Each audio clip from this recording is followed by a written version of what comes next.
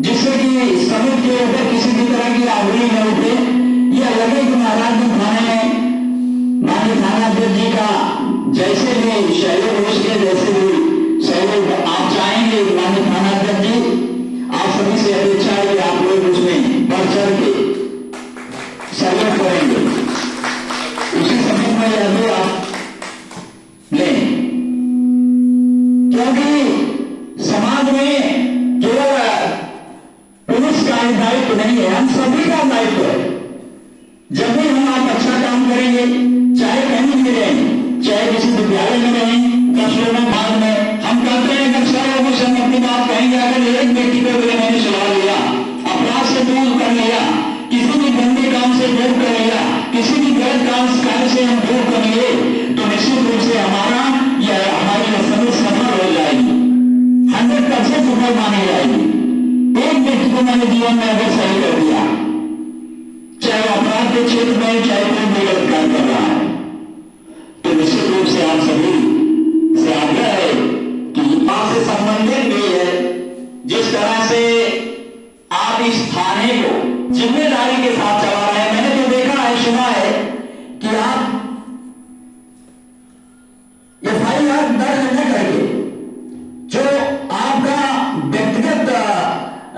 व्यक्तिगत आपकी सोच है कि हम थाने पर बुला करके या गांव में जा करके किसी समस्या का निपटारा करते, किसी विवाद का निपटारा करते, ये बहुत बड़ी बात है। ऐसे हमारे थानेध्यक्ष जी हमेशा इसी प्रयास में रहते हैं कि दो लोगों के बीच में अगर विवाद है तो हम बातचीत के माध्यम से उसको सुलझाने का प्रयास करें। ऐसा हमारे थानाध्यक्ष जी करते हैं।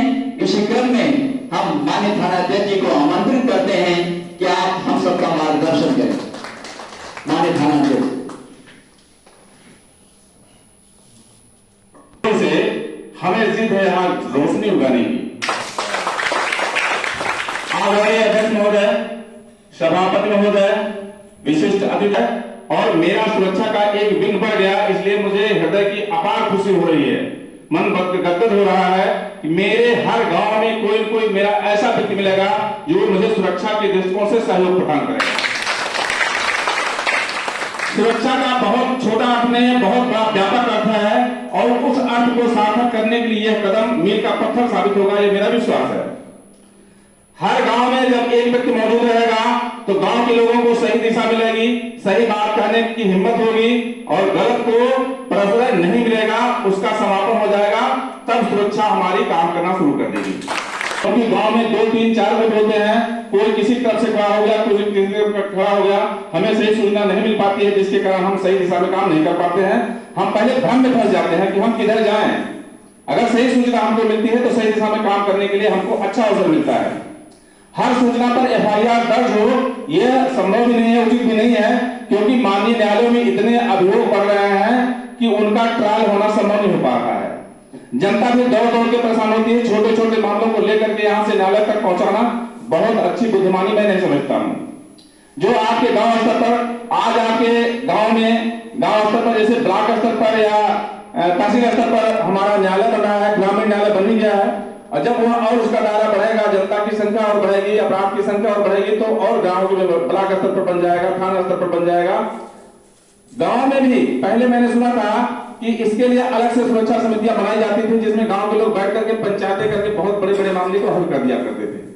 यह भी सत्य है कि जनता सबसे बड़ी अदालत होती है, किसी भी मामले को बाखूबी हल करना जानती है। उससे भी सत्य है कि जो प्रकरण मेरे सामने आता है उसमें गांव का व्यक्ति या वह व्यक्ति जो पीड़ित है या व्यक्ति जो पीड़ित कर रहा है, दोनों उस बात को बेहतर जानते हैं। जब इसको पंच लोग सही दिशा में प्रयास करके सही ढंग से रखते हैं तो वह मामला वही निर्णित हो जाता है। पुलिस, थाना, कोर्ट कचहरी का चक्कर, दुनिया भर का खर्चा, भागदौड़ बच जाती है। उस दिशा में जो आज की समिति का गठन हुआ है, ये बेहतर काम करने का एक अवसर है, लोगों को एक लाभ मिलेगा और जनता का भागदौड़ कम होगा, ये मेरा विश्वास है। बोलना तो बहुत कुछ है, लेकिन आज मैं ये कहना चाहूंगा कि यदि मेरी आवश्यकता रात में 2 बजे पड़ती है तो आपको आलस करने की आवश्यकता नहीं है। 94 पर ओम प्रकाश पांडे आपकी सेवा में खड़े मिलेंगे।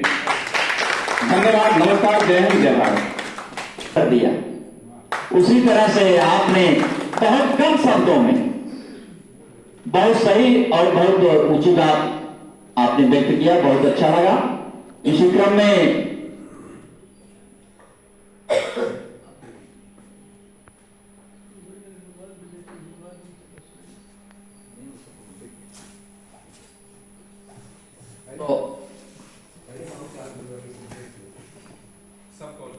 तो दंड प्रक्रिया संहिता उसमें धारा 43 बनाई गई थी, जिसमें जनता का पूरा अधिकार दिया गया है।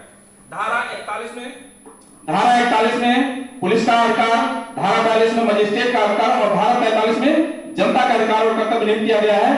उसका अब जो नई हमारी भारतीय नागरिक सुरक्षा संहिता बनी है, उसमें धारा 40 बना दी गई है। उसमें सारे आपके अधिकार निहित कर दिए गए हैं जो पुलिस को करना चाहिए।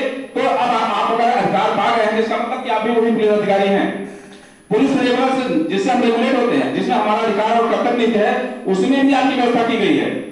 विशिष्ट स्थानों पर, विशिष्ट जगहों पर, विशिष्ट समय में जब आपकी आवश्यकता होती है, तो हम आप जैसे चुनिंदा लोगों को छांट लेते हैं और श्रीमान उप जिला मजिस्ट्रेट महोदय से अनुमोदन लेकर के आपको पुलिस अधिकारी बना देते हैं। तब आप बतौर पुलिस अधिकारी पूरा वो काम करने का प्रण रखते हैं जो एक पुलिस का अधिकारी करता है।